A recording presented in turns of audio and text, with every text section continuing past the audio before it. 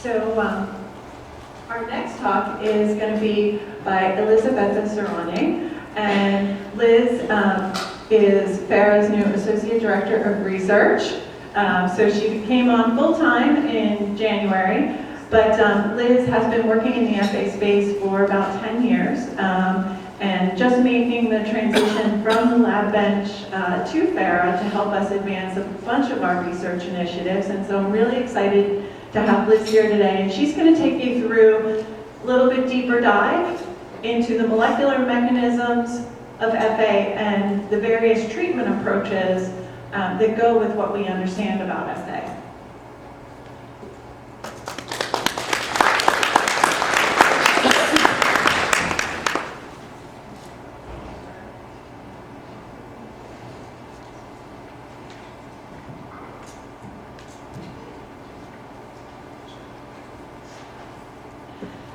Okay, so good morning, everybody, and it's nice to meet you all. It is actually my second time at the UCLA Symposium.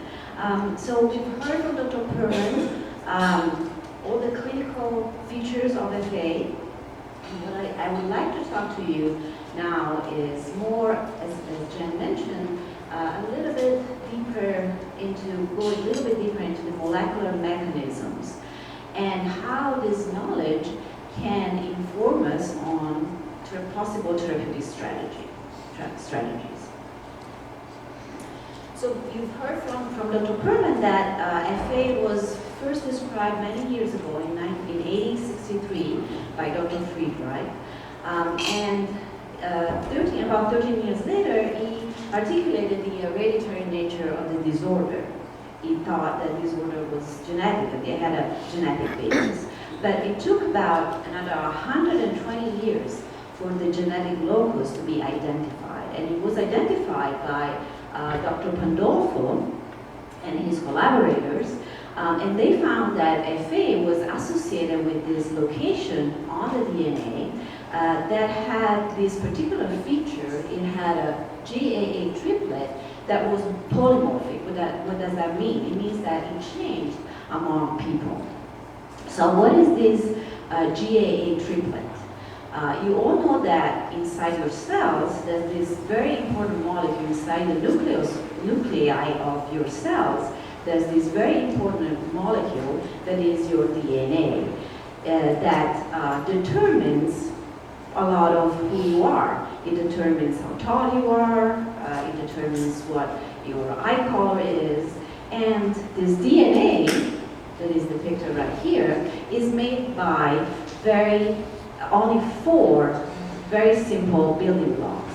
And these building blocks are named by their initials. They're named A, C, G, and T. So what is the GAA repeat? What are the GAA repeats? Are just GAA, these pre-building blocks repeated over and over again. And what Dr. Pandolfo found was that in unaffected individuals, these repeats are very low. They're between 8 and about 30. But in people with FA, these repeats are over 100. And in most patients, they are between 600 and 900. So he also found that when these repeats are high, over 100, the locus that contains the repeat doesn't function properly. This locus encodes for a protein that's called frataxin. And when the repeats are present, both the frataxin mRNA and the protein are expressed at very low levels. So since this discovery, scientists have been trying to figure out why, when you have such a large number of repeats, the gene doesn't work properly. So to explain that and to explain what we know about this process, I'd like to make a little bit of an analogy here. So as I mentioned, inside the nuclei of your cells, you have your genetic material that determines all your genetic traits. This is your DNA. So how does your DNA determines how tall you are and what your eye color is? It does that by being copied into this other molecule that's called the messenger RNA, which is then transported from the nucleus to the cytoplasm, and it's used as a template to make proteins. And the proteins are what constitute a lot of your body. They are a structural component of your body. They participate in all the enzymatic reactions of your body inside the cells. So I like you to think of genes as roads, and of this process of making the messenger RNA or mRNA called transcription as trucks that carry their template or the mold on this road. This template is then, as I said, this mRNA transported into a different location in the cell, and then is used in this assembly line to make the final product, which is the protein. So what happens when the GAA repeats are, the number of the GAA repeat is not long, it's short. So the trucks can easily travel through the road, along the road, and they deliver their cargo, their template or their mold, to the cell assembly line. A lot of the molds are delivered to the assembly lines, and the assembly line uses the mold to make the final product, the protein. So a lot of the protein is made. So what happens when the GAA repeats are longer, over 100 or 900 or even higher? Well, we know that two things happen. The first thing is that the GAA repeat forms some kind of a roadblock. So our trucks cannot travel along the road anymore.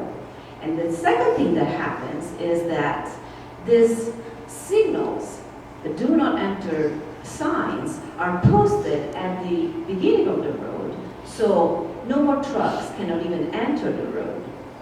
So when this happens, only very few trucks can get to the end of the road. They deliver very few molds, so the cellular machinery, the assembly line, can only make very little frataxin. So what are these roadblocks and what are these signs? Well, the roadblocks are called R loops. So as I mentioned before, your DNA is copied into this molecule, the messenger RNA, by a process called transcription and by an enzyme that's called RNA polymerase II. This enzyme, as it travels along the RNA, it makes the copy, the messenger RNA, that is our template, our mold.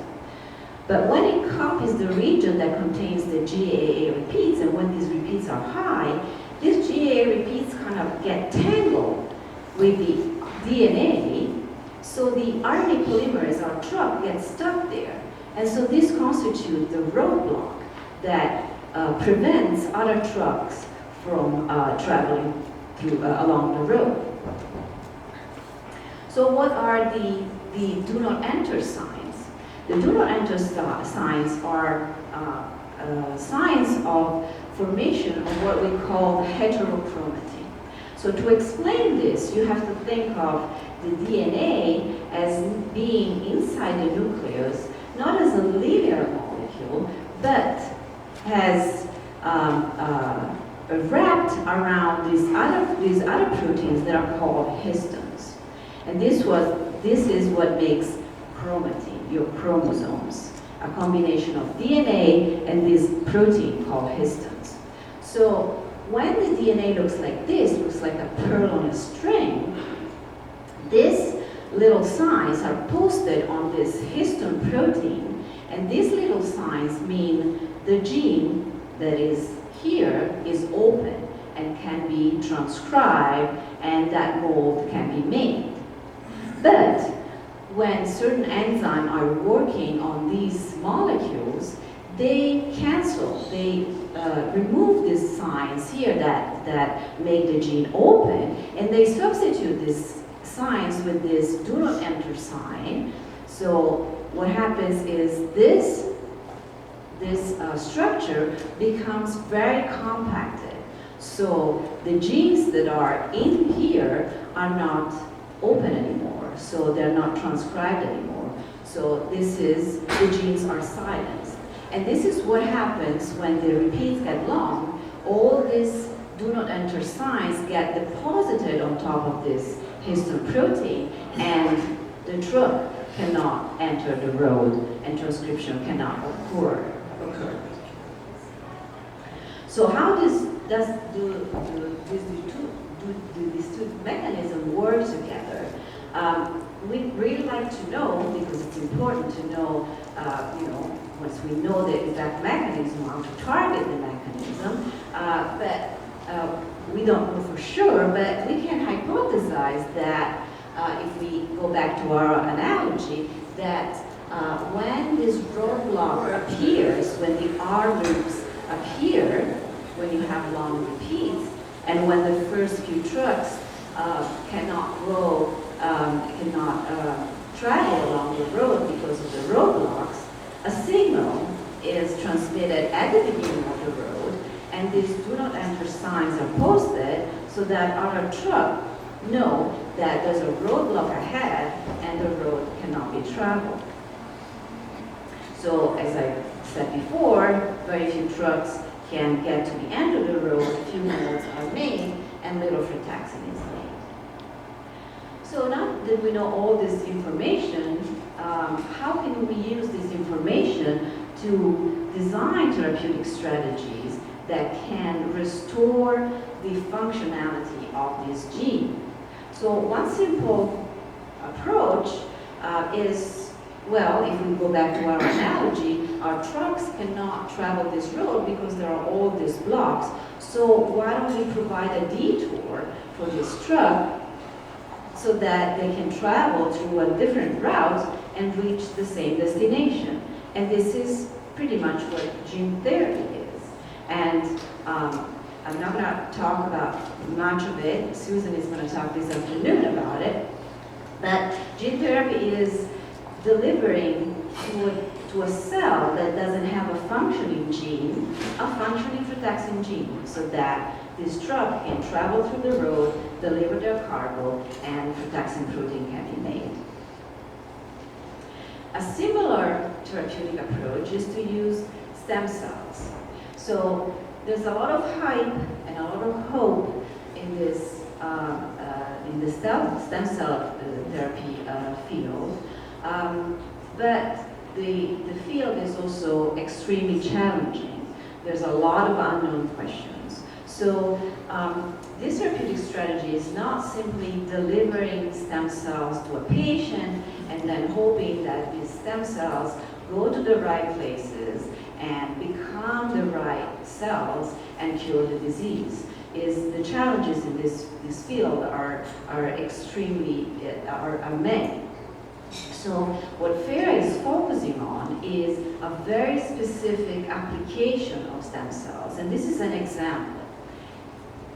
In this specific application, you can take bone marrow stem cells and isolate a very specific kind of bone marrow stem cells, and then from a patient, and then culture them in vitro, genetically modify the stem cells to remove the repeats, reintroduce them back in the patient, and from what we know from mouse studies, this particular kind of stem cell become a specific type, differentiating a specific type of cell that can then go to the organ that we want it to go, for example, the DRG, and support the survival of cells that are dying because they don't have frataxin.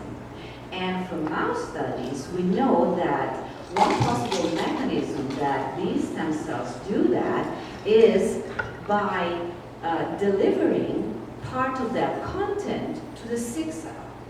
And they do that, and this is an hypothesis, by making these tubes that are called nanotubes, and they use this tube to deliver their content. And what they deliver is mitochondria. We think that what they deliver is our mitochondria, and I'm going to talk about mitochondria a little bit later, but also Dr. Herman told you how important these organelles are to make energy inside the cell. Another strategy is, and we had a question earlier about that, is to use CRISPR-Cas9. So we heard earlier that the problem with the gene is the presence of this repeated sequence GAA. So it's easy to think that if we remove the GAA repeats, then the gene becomes active again. And so we relieve the transcription of repression, we relieve the silencing. And to do that, there's this new tool called CRISPR-Cas9, which is, it's really like a scissor. It's really like scissors that can be directed to the GAA repeats and cut out the GAA repeat from the DNA. And we've shown, it has been shown in vitro that if you do that, then the gene becomes active again. It makes more RNA and it makes more fragmenting protein. So I talked to you about the roadblocks. So are there therapeutic strategies that we can use to target these roadblocks? The first roadblock is the R loops. And in fact there are, and this is what some of the oligonucleotide-based strategies are used for. These oligonucleotides are simply made of those 4 building blocks that made the DNA. They're just short, and they target the GAA repeats directly. So what happens is that the oligonucleotides bind the tangle, the R loop, the tangle between the mRNA and the RNA, and they disrupt that tangle, and the polymerase now can freely walk through the DNA, and the road becomes open again.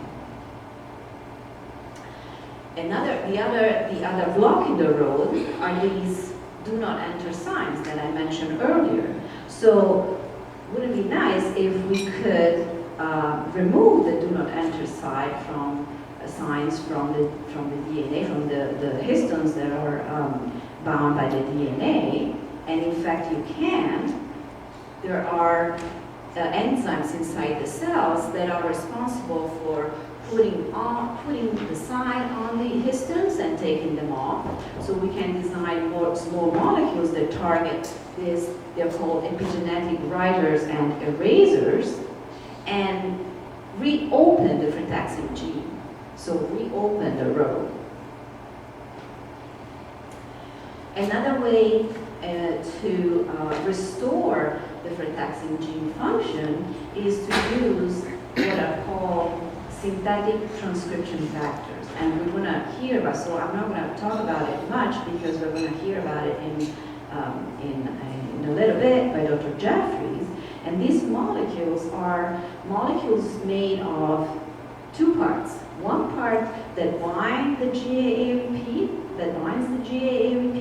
and another part, the second part right here, is a part that is this synthetic transcription factor. So if we go back to our analogy, we have our road that is blocked by the roadblock and by the do not enter sign. We have our little truck that cannot travel through the road because of the roadblocks. And what these synthetic transcription factors do is they make the truck a supercharged truck. So now the truck can easily travel through the road, get to the end of the road, and deliver its cargo. So let's switch gear a little bit. We talked about what the gene does and what the problems with the genes are, with the gene are. Now let's talk about what the frataxin protein does. Okay, so the frataxin protein is delivered to this organelle, the mitochondrion, which, as Dr. Perman said, is very important in the cell metabolism because it's kind of the power plant of the cell. All the energy is made there. But what does the frataxin do inside the mitochondria? The frataxin itself is part of an assembly line. It has its own assembly line to make this other protein called iron sulfur cluster protein. And you heard that from Dr. Herman's too. So the frataxin works together with this other protein to deliver iron and sulfur to this iron sulfur cluster protein. So what are these iron sulfur cluster protein? Well, this is the cartoon of a cell, and here, highlighted in red and in green, are all different iron sulfur cluster protein in the cell. You see how many of iron sulfur cluster protein are in the cells, and how many aspects of the cellular metabolism all these iron sulfur cluster protein are involved with. So you can imagine how and why, once you lose frataxin protein, just one protein, you have so many different consequences inside the cells. And why you have so many different tissues that are affected in FA. So these are the consequences of the frataxin loss, and these are proteins that are involved inside the mitochondrion in energy production. So these iron sulfur cluster protein are not made because frataxin is lost, so you don't make energy anymore. So that's a big problem for the cell. Also, a consequence of the loss of this iron sulfur cluster protein and of low energy production is the elevation of these reactive oxygen species, which are inducing oxidative stress inside the cell.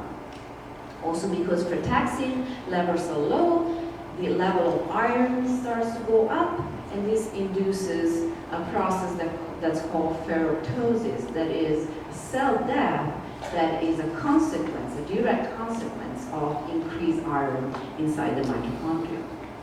Also, what happens when frataxin levels are low is that mitochondrial biogenesis is affected. What is mitochondrial biogenesis?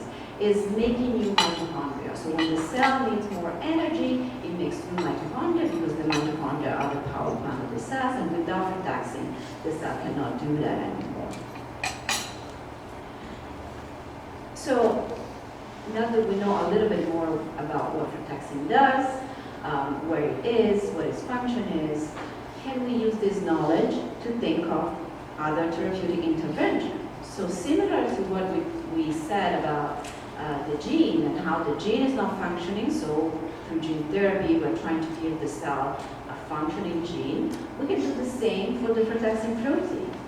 Except, so we can think of delivering the frataxin protein to the cell that doesn't have enough frataxin protein.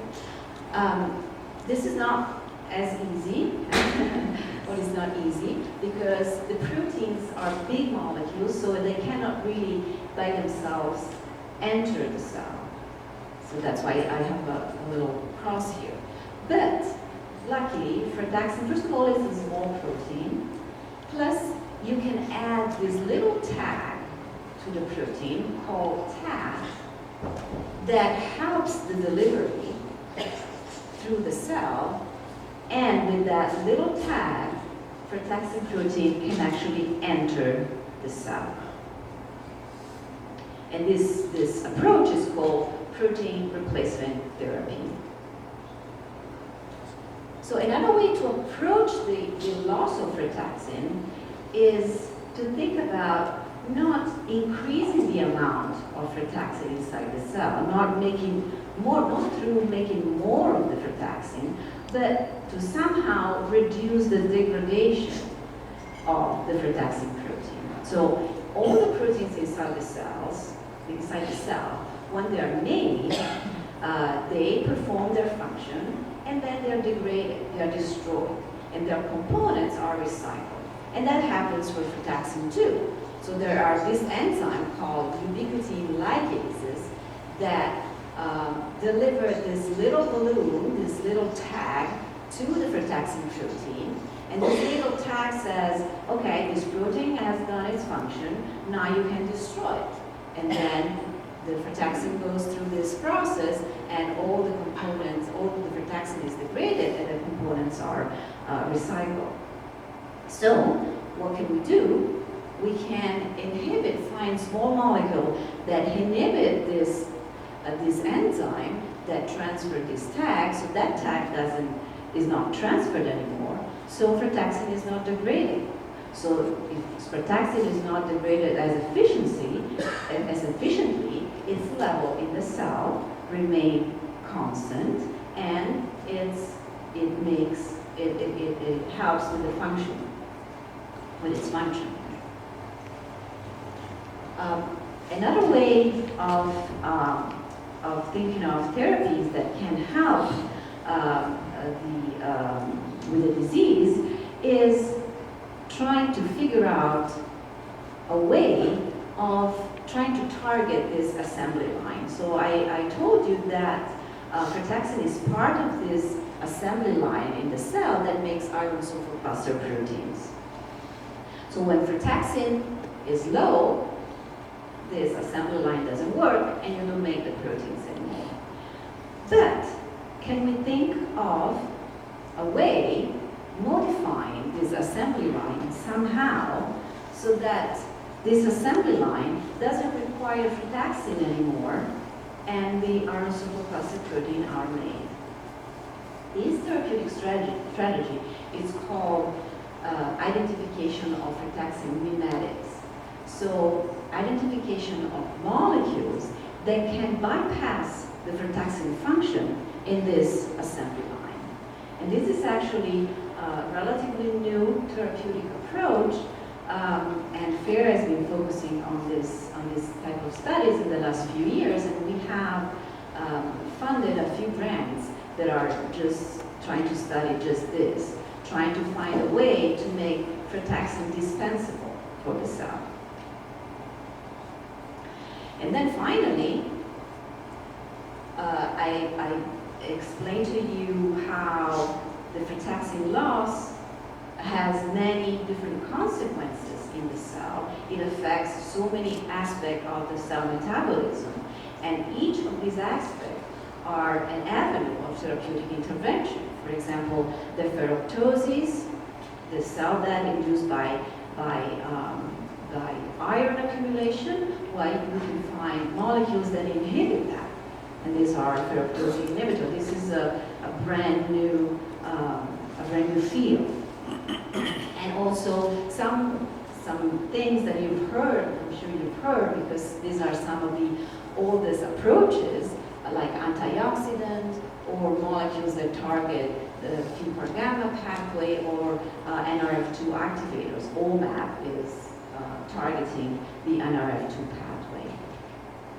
So all this consequence of frataxin, and most of this therapy targeting consequences of frataxin are some of the most advanced therapeutic for FA. And why are they some of the most advanced? Because they're some of the oldest. And they are the oldest therapeutic approaches because all these pathways are also common to other diseases. So what FARA did at the very beginning is trying to learn from other diseases that involve mitochondrial dysfunction to try to transition that knowledge and apply that knowledge to FA. And finally, I'm going to leave you with this summary of what we talked about in the last half hour. We talked about going from identifying the GAA mutation, how the gene is silenced, what the protein does, and what the consequence of what frataxin does, and all the different ways that you can target all these different steps. And these are all very important therapeutic approaches. These are all worth pursuing, and FARA is pursuing all of them. The most important part is, and why we are pursuing all of that, because they're all important. but most importantly because we think that an effective treatment is going to be a cocktail of therapeutic, some kind of a combination of some of these different approaches. And with that, I'll finish, and I'll thank you for your attention.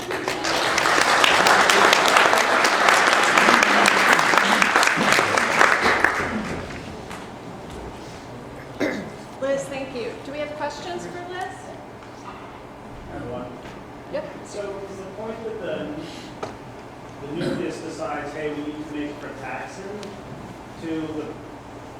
from the point that the nucleus decides, or whatever triggers that the cell needs frataxin to when the frataxin is made, how long does that metabolic process take? So the transcription is only a few minutes. Okay. The translation can be a little longer, but within minutes you can make from when the DNA decides, or the whatever is on the DNA decides. Okay, let's open up the gene. From that point to the production of the protein, it can be minutes to half an hour or something like that. So Okay. it's very fast. So I'm assuming also then the cell has a way to regulate, hey, we've got enough Yes, protein every out there, single so step. stop. Yes, every Okay. single step from the DNA all the way to the protein, the DNA to mRNA, so transcription and translation is very finely tuned and regulated. Thank you.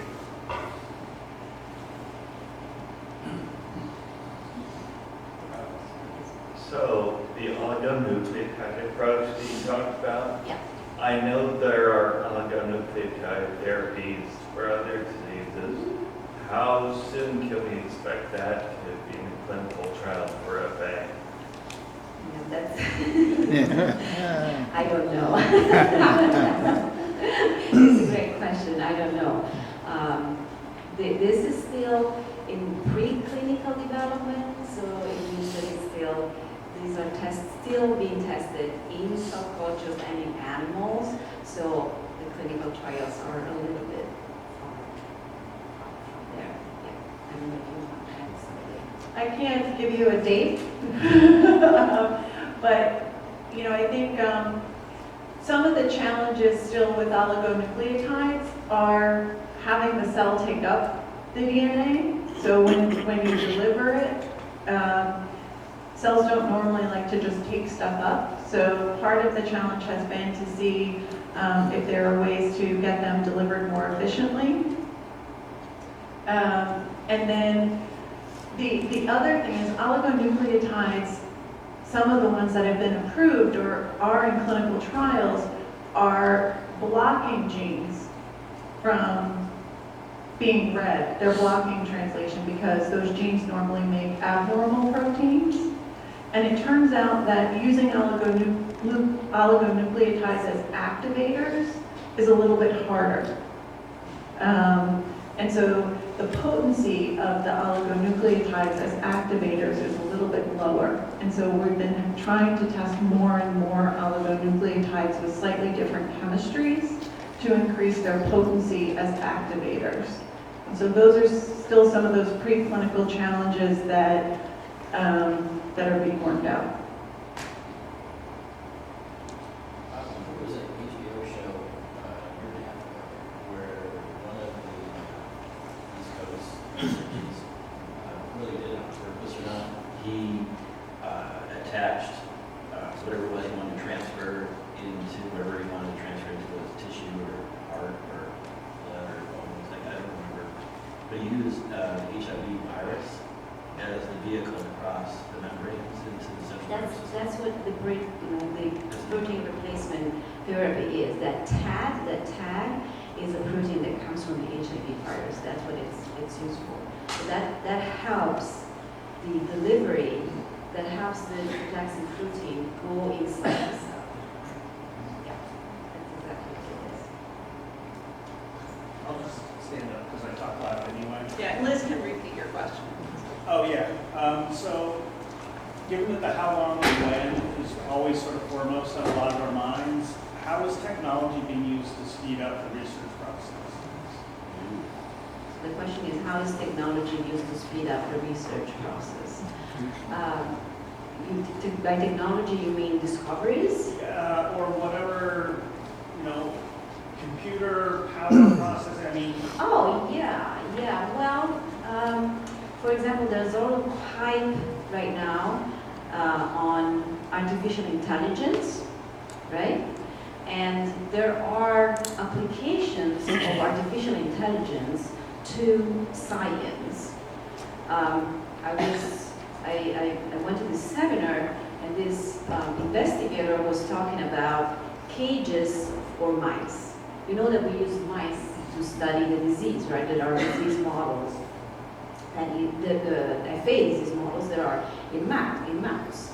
And this investigator used artificial intelligence to monitor the mouse 24/7, and then he used an algorithm to try to define, let's see, what the pattern of behavior of the mouse are when the mouse is healthy versus when the mouse is sick, and use this algorithm and all these recordings of the mouse, of one sick mouse versus one healthy mouse, to try to find patterns that indicate, okay, this is a pattern that's specific to the disease. So now what happens when I put a drug in the mouse, when I treat the mouse with a drug, do this pattern change towards the normalization? So that's one way where technology and computer power is used to improve science. Thank you. Yeah. Liz, we met with a company, right, in November that was... Yes. Yeah, that's right. There's a company that uses artificial intelligence in that way. So they have this special algorithm, I don't know what it is, but where you can add to this algorithm all the data that has been accumulated, for example, in FA. In FA, there's been a lot of studies, they're called transcriptional profiling, where they looked at all the gene expression in different cell types in FA, comparing to the gene expression in cell types that are unaffected, and looked at the difference. What are the genes that are expressed in FA and the genes that are silenced or changed in healthy cells. And they use all this data that has been accumulated over the years, both in human cells, in mice, and they feed all this data to this algorithm, and they're trying to figure out what are the drugs that could be useful to treat the disease, or to target specific pathway in the disease that are dysregulated. The other thing that I thought of when you asked that question is just the rate at which information is being shared. When we both started in this field, like when you wanted to get access to new scientific information, it came out in a paper journal. And now those paper journals still exist, but they're all now obviously electronic forms, and just even the time it takes to get a paper published has just been dramatically reduced because of the technology, and the time it takes to access that information within the scientific community is so much faster. And I think that's a huge advantage that we don't think of very often, but it is a real one from my perspective. So theoretically, if replacement therapy was an option, it kind of begs the question, how often do you replace? Yeah, so for gene therapy, it's going to be pretty much a one-time shot. So for gene therapy. Protein replacement, well, there's still some studies that have to be done that I have to figure out whether the protein replacement triggers some kind of immunity, some kind of immune response. And we still don't know that. But in theory, the protein replacement is a treatment that you can continue to administer. for gene therapy, they're more, the immune response is more of a concern. So it's likely that once you administer once, then Given the earlier question about timing of how things happen, and timeframe of disappointments, does that mean the placement which would have to happen over a very small framework? We know that. well, we know that, for example, for the protein is made pretty fast, but it's degraded very slowly. So, like, it takes several days for the protein to be degraded. So, if you administer the drug, at some point, then you can wait a few days because the protein sticks around for a little while. So you don't have to make it. You don't have to administer it every half hour or something like that. So because it's pretty stable protein, so it takes a few days for it to be degraded and recycled. Are there well-known ways to kill off a portion of the mitochondria in a cell? And if you did that, would the surviving mitochondria have more fission or make more mitochondria? Because we know that, short-lived cells that split often are okay. Yeah, so the question is, if you want to kill that portion of the mitochondria that is not functioning well, then make more mitochondria. Okay, so this is actually a physiological response. So when the mitochondria are in trouble, there's a process that's called mitophagy. So the cell normally gets rid of this unhealthy mitochondria and kind of recycle them and makes new ones. So there are therapies that you can think of trying to target that process to reduce the mitophagy and improve the biogenesis, the making of the new mitochondria. And the NRF2 pathway, targeting the NRF2 pathway is sort of a way to do that. So what OMAB and dimethyl fumarate do, what these drugs do, is that they increase the mitochondrial biogenesis. They're trying to make new mitochondria. All right. Thank you all for your questions. Liz, thank you very much.